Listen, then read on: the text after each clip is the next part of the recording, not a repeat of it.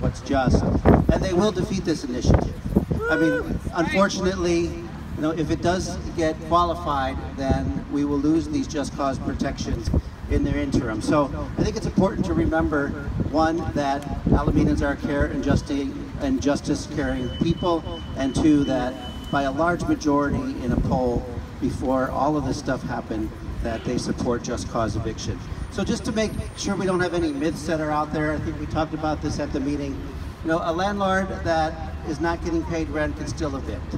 A landlord that has evidence that a tenant is a drug dealer, which by the way is a bit of a dog whistle, but just for the sake of argument, if there is evidence of a tenant being a drug dealer, the landlord can still evict.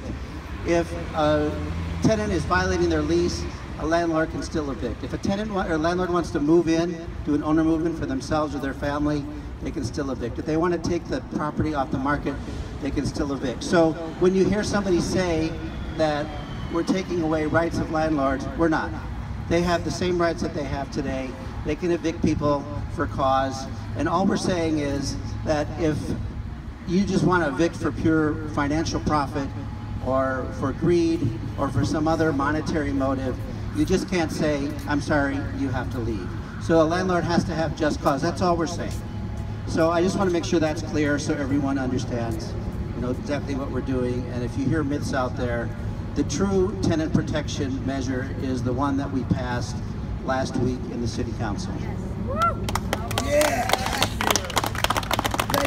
So I've been hearing and seeing on Facebook and hearing from all these wonderful people here, sad stories, disappointing stories, disheartening stories of people being lied to, of people being harassed, of outsiders coming into Alameda for hire to disrupt our democratic process.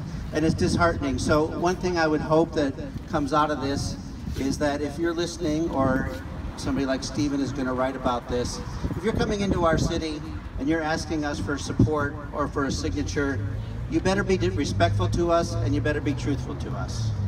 So to the extent that's not happening, I demand that all landlords stand up and say, these are tactics that we disapprove of, and that we don't want anybody that's making money from us to do that. So,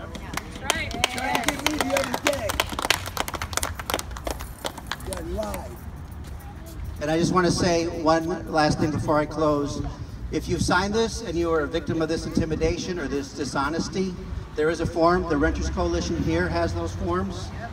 The city will be putting it, I talked to the city attorney this morning, the city will be putting that form on its website so you can download it.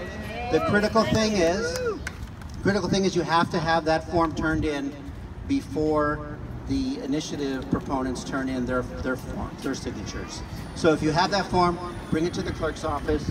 If you're bringing it out and you're asking people to do it, make sure you bring it in, right away. So I'm proud to stand here with it. What time is the clerk's office open on Monday? 8 a.m. Thank you. Thank you. So again, turn in before you have the signatures. So, if we hold a special election, it's going to cost us a lot of money. Our other option is to wait.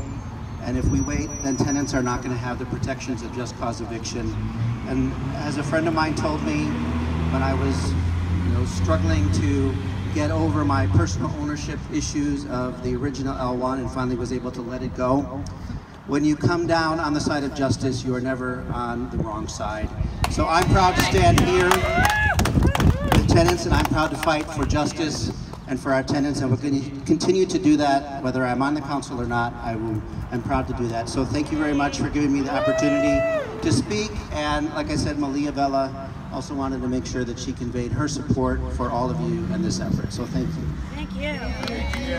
Thank you very much, Council.